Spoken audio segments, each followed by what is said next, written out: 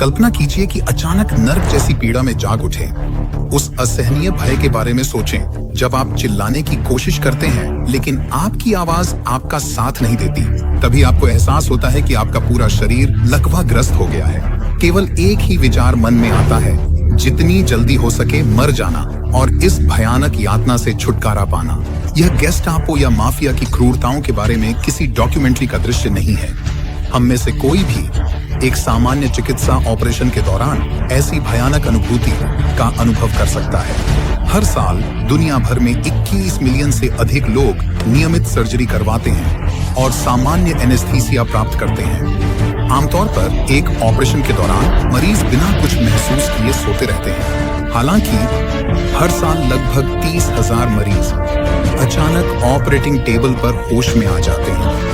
चिकित्सा शब्दावली में इसे एनेस्थीसिया अवेयरनेस कहा जाता है। तो एनेस्थीसिया अचानक काम करना क्यों बंद कर देता है और जागते हुए की गई सर्जरी मरीज के लिए कैसे खतरा बनती है?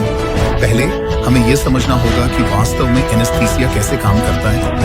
सामान्य एनेस्थीसिया वास्तव में कई अलग अलग समूहों की दवाओं को शामिल करता है। इनमें से कोई भी स्वतंत्र रूप से ऑपरेशन के लिए आवश्यक परिस्थितियां प्रदान नहीं करता है। आमतौर पर एनेस्थीसिया 3 घटकों से मिलकर बना होता है। पहला है एनेस्थेटिक्स, जो मरीज को एक प्रकार की नींद में डालते हैं और उसे संग्रहित यादों से मुक्त करते हैं।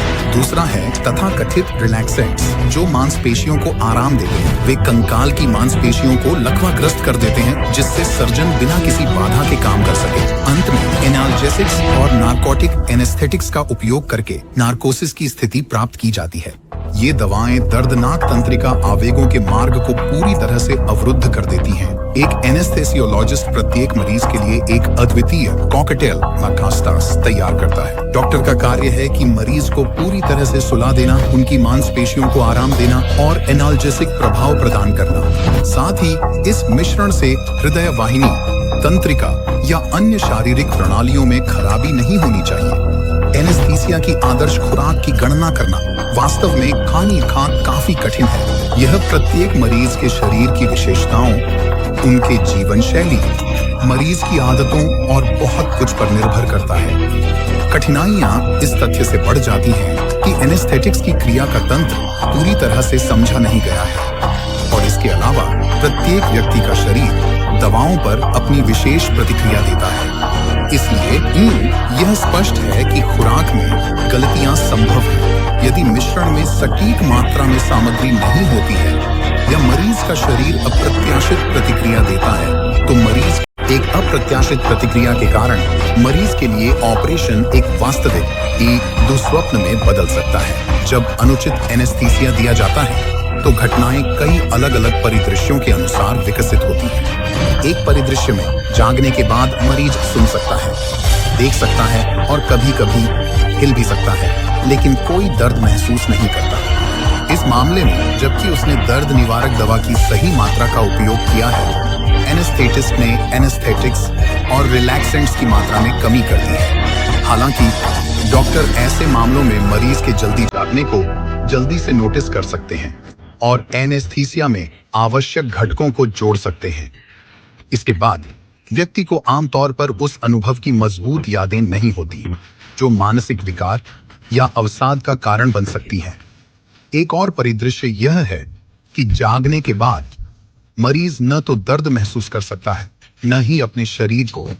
इसलिए उनके लिए रिलैक्सेंट्स और दर्द निवारकों की खुराक पर्याप्त है, लेकिन एनेस्थेटिक की मात्रा बहुत कम है। यह भी हो सकता है कि सर्जन यौन ऑपरेशन के अंत तक मरीज के जागने को नोटिस न करे, लेकिन चूंकि कोई दर्द नहीं है, इसलिए मरीज को गंभीर मानसिक आघात नहीं होगा।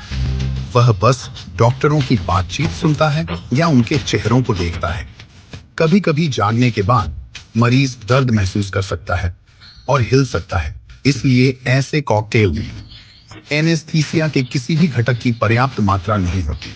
हालांकि इस स्थिति को डॉक्टर जल्दी पहचान लेते हैं और तुरंत अधिक एनेस्थीसिया जोड़ देते हैं। सबसे बुरा तब होता है जब मरीज जाग जाता है, दर्द महसूस कर सकता है, लेकिन लकवे के कारण वह इसे बता नहीं सकता। इस मामले में रिलैक्सेंट्स की खुराक पर्याप्त होती है, लेकिन एनेस्थीसिया के अन्य घटक नहीं होते।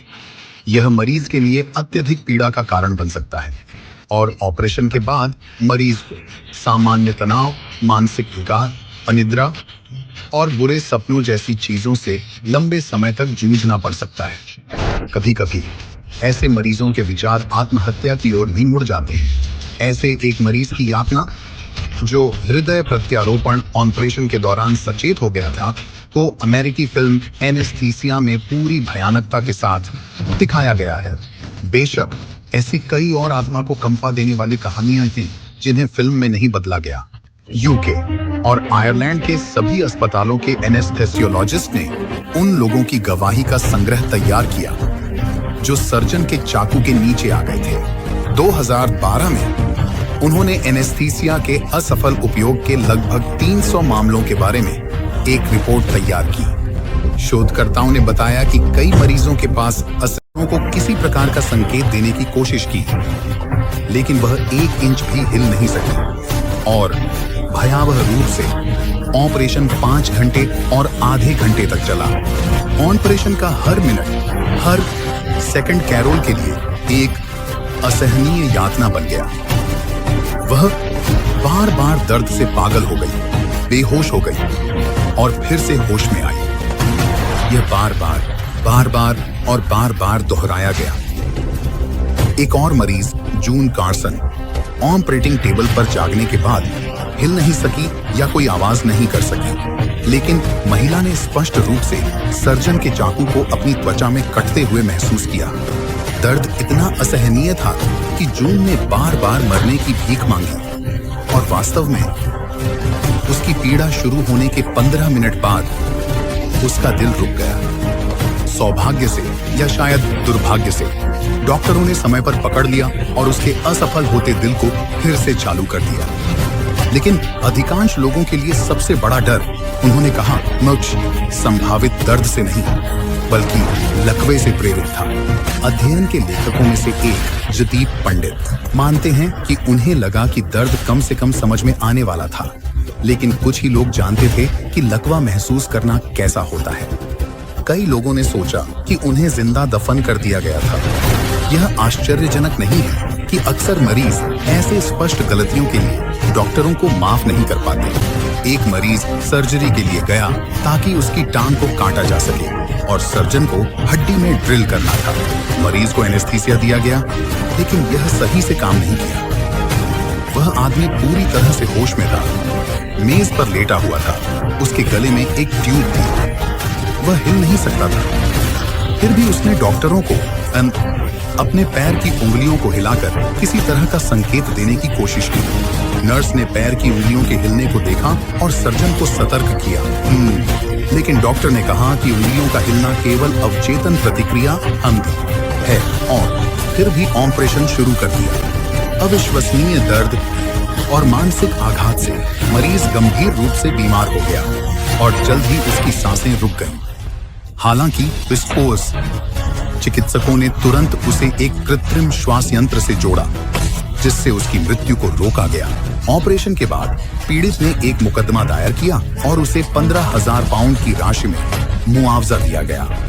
लेकिन नवजात शिशुओं द्वारा अनुभव की गई चीजों की तुलना में कुछ भी नहीं किया जा सकता।